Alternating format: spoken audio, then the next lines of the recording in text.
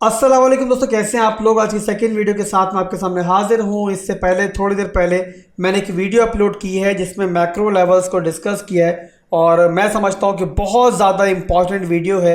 अगर वीडियो नहीं देखी तो लिंक ऊपर पिन कर देना, उस वीडियो को भी देख लेना। और इस वीडियो के अंदर मैं आपको इंट्राडे लेवल्स बताने जा रहा हूं, जो हमारी एक स्कैल्प चल रही है उसको इस वीडियो में डिस्कस करेंगे।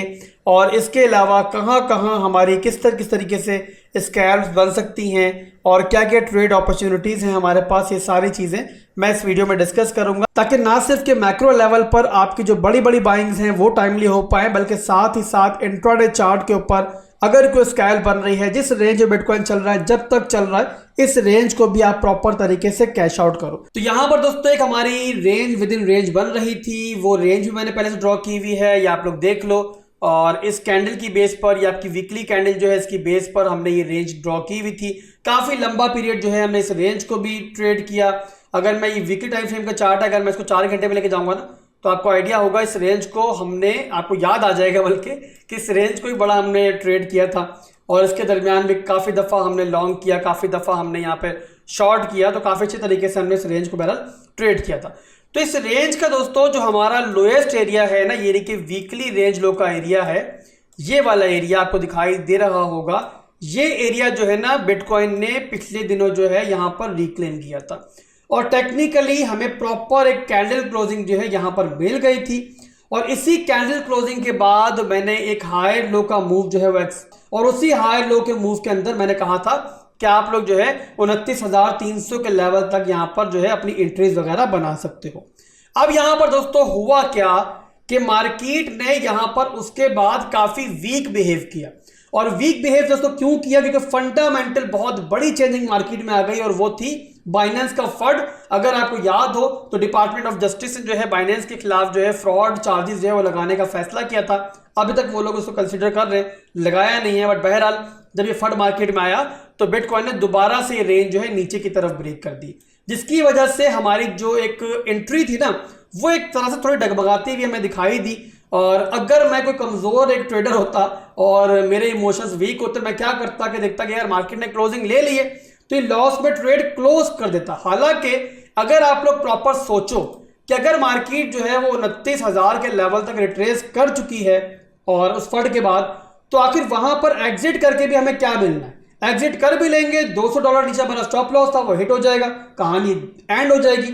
बट वहां पर हमने अपने प्लान को थोड़ा सा रिवाइज किया और टेक्निकली मैंने दोस्तों ये देखा कि यहां पर 4 घंटे के टाइम फ्रेम के अंदर यहां पर देखो तो ये लोअर लो मिला, ये लोअर हाई मिला और उसके बाद बिटकॉइन ने इस लेवल पे लो बनाया। लो बनाने के बाद जो प्रीवियस हमारा हाई था ना वो यहां पर ब्रेक हुआ और हमें एक प्रॉपर तरीके से हाई मिल गया। हाई मिलने के बाद अगर हमारा देखो कि हमारा स्ट्रॉन्ग लो कौन सा एरिया है जो टेक्निकली अगर बिगड़ेगा तो ट्रेड खत्म हो जाएगी, मार्केट स्ट्रक्चर बिगड़ जाएगा, जाहिर सी बात है फिर मार्केट मजीद नीचे रिट्रेस करेगी। वो है मेरे भाइयों ये वाला एरिया, ये पूरे का पूरा एरिया जो है ना हमारा, ये है हमारा स्ट्रॉन्ग लो का एरिया।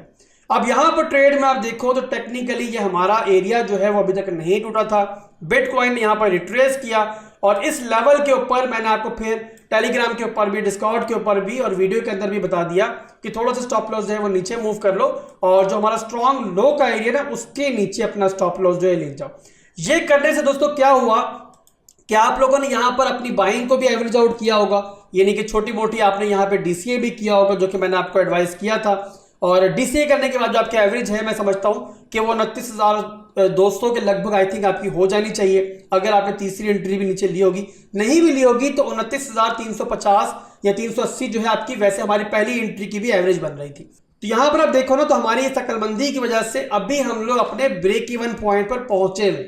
अब चाहे तो यहां पर अपनी ट्रेड को क्लोज कर दें अगर आपने अपने रिस्क बहुत हाई किए हुए थे, बट अगर मेरी तरह आप लोग रिस्क मैनेजमेंट को नहीं छोड़ते हो और जो हमारे रिस्क मैनेजमेंट का फॉर्मूला है उसको इग्नोर नहीं करते हो तो कोई टेंशन नहीं यार, ट्रेड को यहां पर चलने देंगे और यहां पर अपनी वीकली रेंज लो का जो एरिया ना दोबारा इसको ऑब्जर्व करेंगे।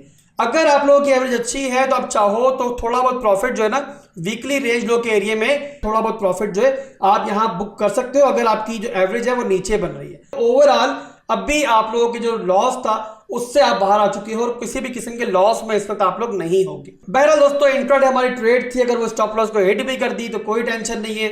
10 ट्रेड्स ले रहे हैं, 9 अगर प्रॉफिट को हिट कर रही है, एक अगर स्टॉप लॉस को हिट भी कर देगी, तो हम लोगों ने जो है अपने मैक्रो लेवल का जो प्लान है उसको नहीं छोड़ना। इंट्राडे ट्रेडिंग को और मैक्रो लेवल की जो हमारे एनालिसिस है वो कभी भी मिक्स मत करना, वरना हमेशा नुकसान उठाओगे।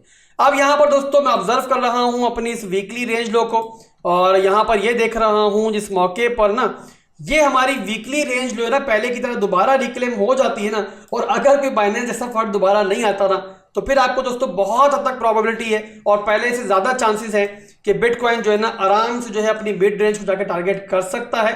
बट उसके लिए जरूरी है कि हमारी वीकली रेंज लो जो है ना वो इस तरीके से रिक्लेम हो जाए। तो जिन्होंने अभी तक एंट्री नहीं ली हुई, अभी एंट्री मत लेना और यहां पर वेट करना कि बिटकॉइन अगर वीकली रेंज लो को इस तरीके से रिक्लेम करता है तो एंट्री लेकर फिर आप लोग अपने ऊपर के एरियाज को टारगेट कर सकते हो।